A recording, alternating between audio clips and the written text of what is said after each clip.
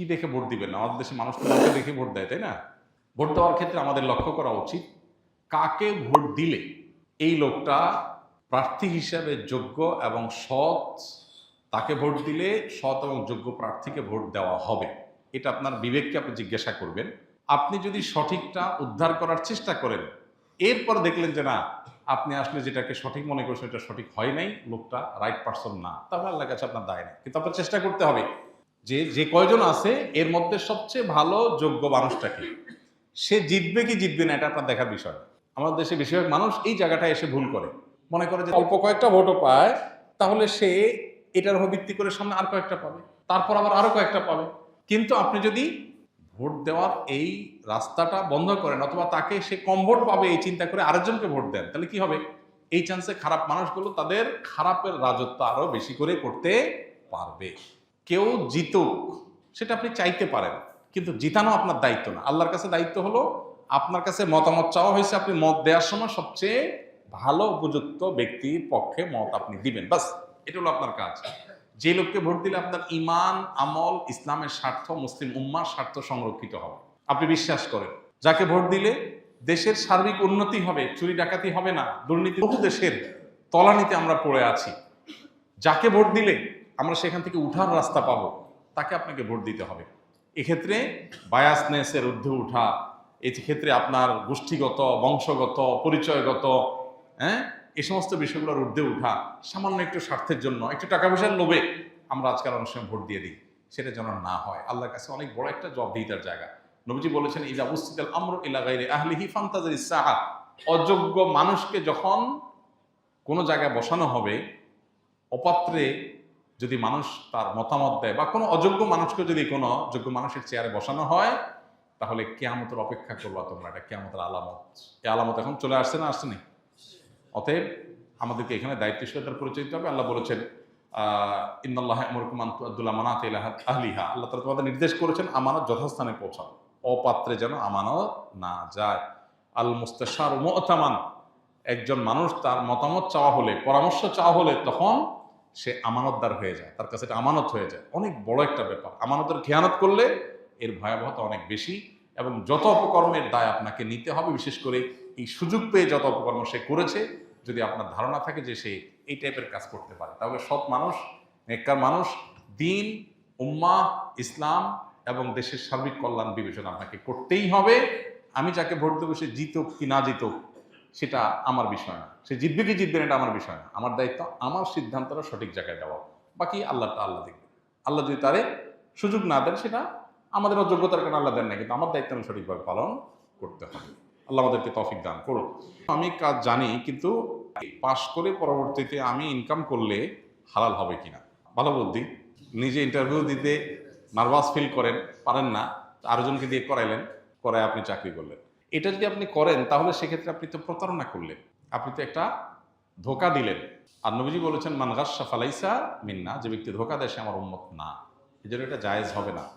তবে চাকরিতে যাওয়ার পর যদি আপনি যে কাজটা করছেন সেই কাজটা যদি লিগ্যাল হয়, হালাল হয়, তাহলে আপনার পারিশ্রমিক গ্রহণ করা হালাল হবে। বাট আপনি একটা প্রতারণা করেছেন, একটা কবিরা গুনাহ করেছেন, এর জন্য আপনার গুনাহ হবে, এবং সেটা তওবা করা ছাড়া মাফ হবে না।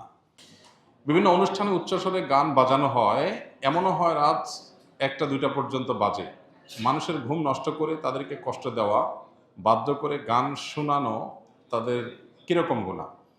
আর কোনো আশেপাশের মানুষ বাসায় বসে গানকে এনজয় করা আয়োজনকে পজিটিভলি নিলে তার গুনাহ হবে কিনা?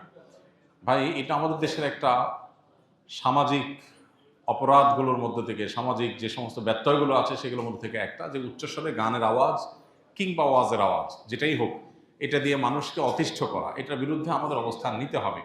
ওয়াজ মাহফিলগুলোর সাথে যারা জড়িত আছেন তারা মেহেরবানি করে চেষ্টা করবেন যে কোনোভাবে ওয়াজ মাহফিলের নামে যেন উচ্চস্বরে গানের আওয়াজ না হয় এবং আশপাশের মানুষের জন্য অসুবিধা না হয়।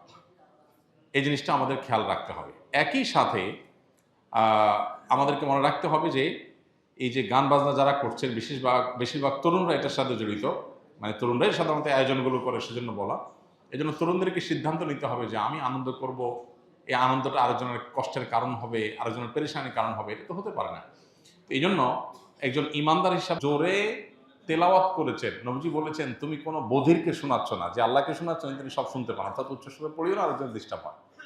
সেখানে আমরা কিভাবে ওয়াজ করতে গিয়ে মানুষের ডিস্টার্বের কারণ হয়, বিশেষ করে ঢাকায়, চট্টগ্রামে, শহরগুলোতে যে মাহফিলগুলো হয়, গ্রামেও দূর দূরান্ত পর্যন্ত মাইক লাগাইলাম, এমন ভলিউমে আমি ওয়াজ দিলাম রাত 12টা-1টা পর্যন্ত যে মানুষ ঘুমাইতে পারলো না, সকালে ডিউটি আছে সে ঘুমাইতে পারছে না, বাচ্চাদের অসুস্থ, হার্টের রোগীদের কষ্ট হয়, কোনো অবস্থাতে এটা গ্রহণযোগ্য না। এটার বিরুদ্ধে আমাদের প্রত্যেকটা মানুষকে দায়িত্বশীলতার সাথে কথা বলতে হবে, ভূমিকা রাখতে হবে।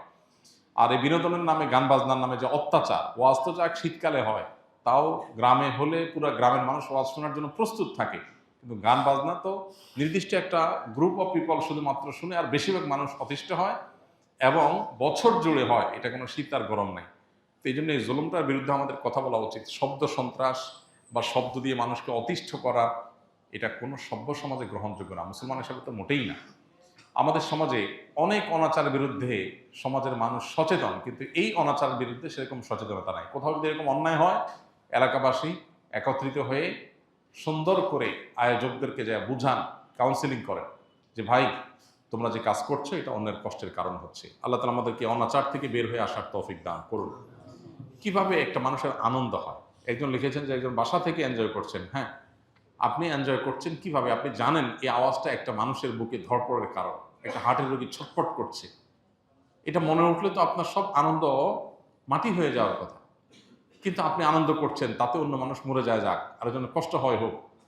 যে ব্যক্তি হারাম হিসাবে গান শোনা থেকে বেঁচে থাকতে চায়, যে ইমানদার এটা থেকে নিজেকে রক্ষা করতে চায়, তার জন্য গানের আওয়াজ হাতুড়ি দিয়ে আঘাতের মতো, সেটা শুনতে চায় না, আপনি জোর করে তাকে শোনাচ্ছেন। তো এই জুলুম কোনো বিবেকবান মানুষ করতে পারে না। এই জুলুম বোঝার জন্য মুসলমান হওয়ার দরকার নাই, বিবেকবান হলেই যথেষ্ট। মাথায় যদি একটুও মগজ থাকে তাহলে সে চিন্তা করবে যে আমার একটা উৎসব, আমার একটা ফুর্তি, এটা আরেকটা মানুষের চোখের পানির কারণ হচ্ছে, কিভাবে এটা আমি মেনে নিতে পারি? আপনি ফুর্তি করেন, ন্যায়ভাবে করেন, অন্যায়ভাবে করেন, সেটা তো এক জিনিস, আল্লাহর কাছে এর জন্য আপনার ধরা জবাবদিহিতা আছে। কিন্তু আরেকটা মানুষ ছটফট করছে, আরেকটা মানুষের কষ্ট হচ্ছে, আমি সেটা করতেছি, কোনো সভ্য সমাজ এটা হতে পারে না, কিন্তু আমাদের সমাজে অহরহ এই জিনিসগুলো হচ্ছে। বিবাহ বিনোদনকে কেন্দ্র করে, আকিকা অনুষ্ঠানকে কেন্দ্র করে, রাতিবাস নাইটকে কেন্দ্র করে, বিভিন্ন বিষয়কে কেন্দ্র করে দেখা যায় এই হাই ভলিউমে গান শোনার কালচার আমাদের দেশে আছে। মাহফিল তো একটা বিশেষ জায়গায় হয়, আর এগুলো দেখা যায় ঘরে ঘরে হয়। যুবকরা আস্তে আস্তে গান শুনলে তাদের ভেতরকার শয়তানি চিন্তাটা সেভাবে জেগে ওঠে না, যেন ফুল ভলিউম দেওয়া লাগে।